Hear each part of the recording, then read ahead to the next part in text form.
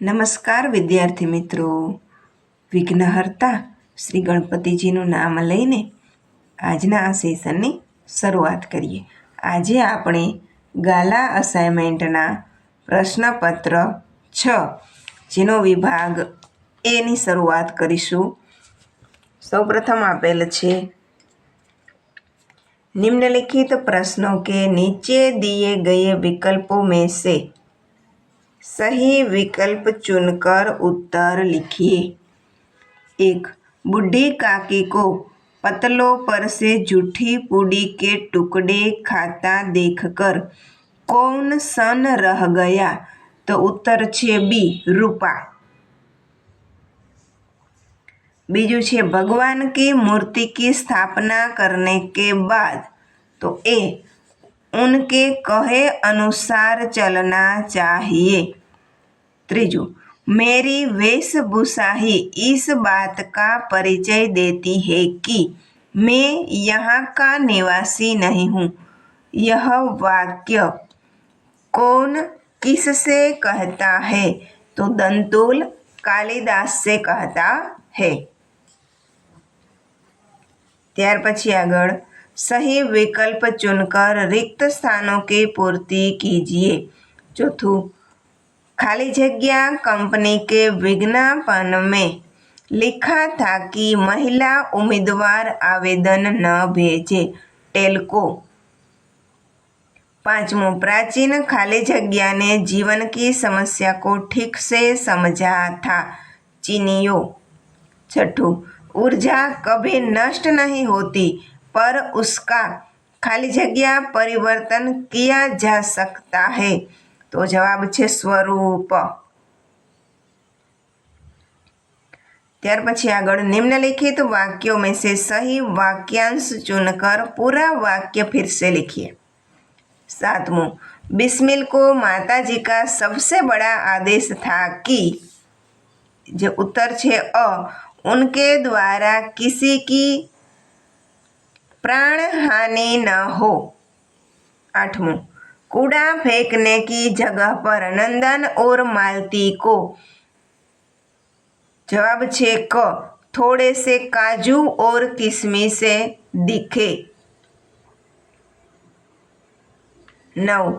रमेश, निमेश, नरेश और अविनाश अनशन पर बैठे थे क्योंकि प्रार्थना पत्र देने के बाद भी सदस्यों ने जवाब नहीं दिया था. ત્યાર પછી આગળ निम्नलिखित प्रश्नों के उत्तर एक एक वाक्य में लिखिए. 10. पंडित शादीराम के बचाए हुए 80 रुपये किसमें खर्च हो गए?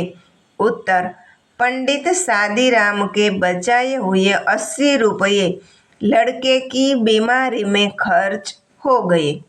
11. आज जीवन का नियंत्रक परिबल क्या है? उत्तर आज जीवन का नियंत्रण परिबल धन है. ત્યાર પછી 2-3 વાક્યમાં उत्तर. 12મો પ્રશ્ન बूढ़ी काकी कब रोती थी? उत्तर छे बूढ़ी काकी में जीभ के स्वाद के सिवा कोई चेष्टा शेष नहीं थी.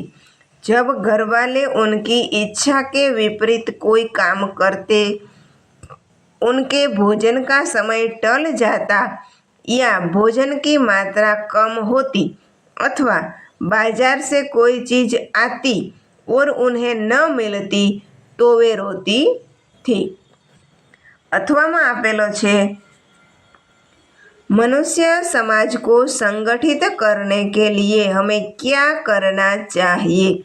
उत्तर छे मनुष्य समाज को संगठित करने के लिए हमें अपने नेताओं द्वारा बताए हुए मार्ग पर चलना चाहिए और उनके आदेशों के अनुसार अपने जीवन का संगठन करना चाहिए.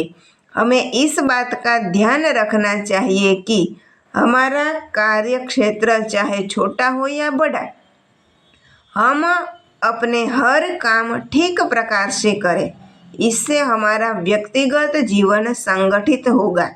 हमारा व्यक्तिगत जीवन संगठित हो जाने के बाद मनुष्य समाज अपने आप ही संगठित हो जाएगा। ત્યાર પછી આગળ निम्नलिखित प्रश्न का उत्तर 4-5 वाक्य में लिखिए। 13 घायल हिरण शावक को बचाने के लिए कालिदास ने क्या क्या किया? उत्तर राजपुरुष दंतुल के बाण से घायल होकर हिरण शावक अपनी जान बचाने के लिए कुलांचे भरता हुआ कालिदास की गोद में आ गया था। तब कालिदास ने उसे अपनी गोद में समेटकर उसके घायल बदन को सहलाते हुए उसे तरह तरह से सांत्वना दी थी, ठीक उसी तरह जैसे वे किसी घायल बच्चे को पुचकार कर धीरज बंधा रहे हो। मल्लिका के घर उन्होंने उसे दूध पिलाया, जिससे उसे राहत मिली।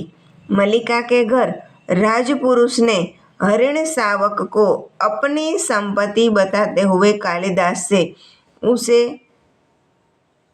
सौंप देने का हठ किया, तो कालिदास ने स्पष्ट शब्दों में उसे जवाब दिया कि इस क्षेत्र में आखेट नहीं होता और हर हरिण शावक पार्वत्य भूमि की संपत्ति है। कालिदास अंत में राजपुरुष की परवाह नहीं करते और घायल हिरण शावक को अपने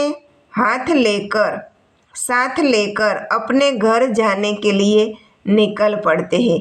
इस प्रकार कालिदास ने हरिण शावक को बचाने के लिए हर संभव प्रयास किया। अथवा आपेलो छे, सुधा के स्थान पर आप होते तो क्या करते? उत्तर आज की नारी प्राचीन काल की नारी नहीं रह गई है। प्राचीन काल में महिलाओं के लिए विभिन्न कारणों से शिक्षा और विकास के अवसर उपलब्ध नहीं थे।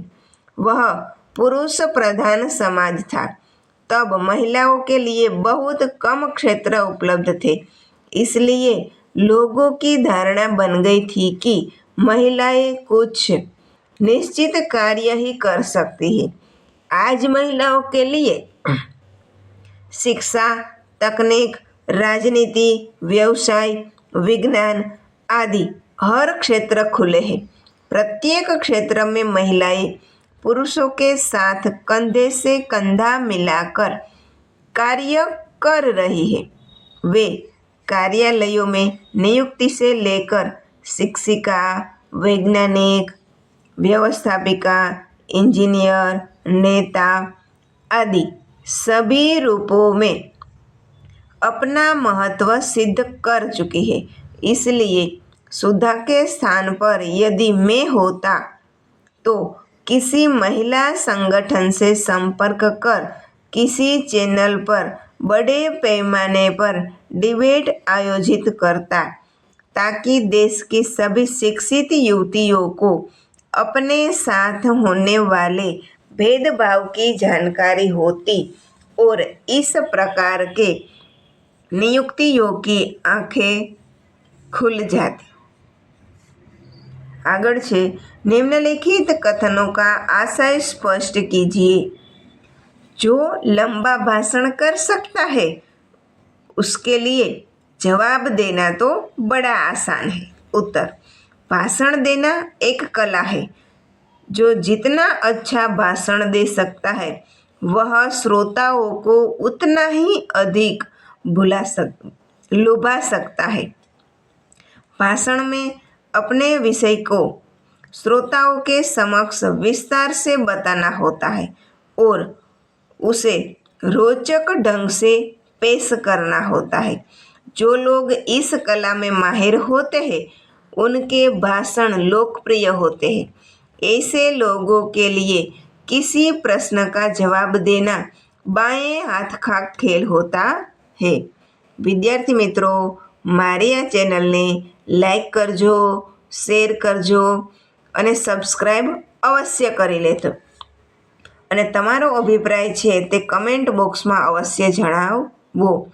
અથવામાં આપેલો છે 14મો. पहले त्याग द्वारा आनंद की प्राप्ति होती थी, पर अब भोगने के बाद फेंक देना मूल मंत्र हो गया है. उत्तर: त्याग और भोग एक दूसरे के विपरीतार्थक शब्द है. पहले हमारे देश में त्याग की भावना प्रमुख थी. हमारे देश के महापुरुषों ने त्याग का मार्ग अपनाया था और उन्होंने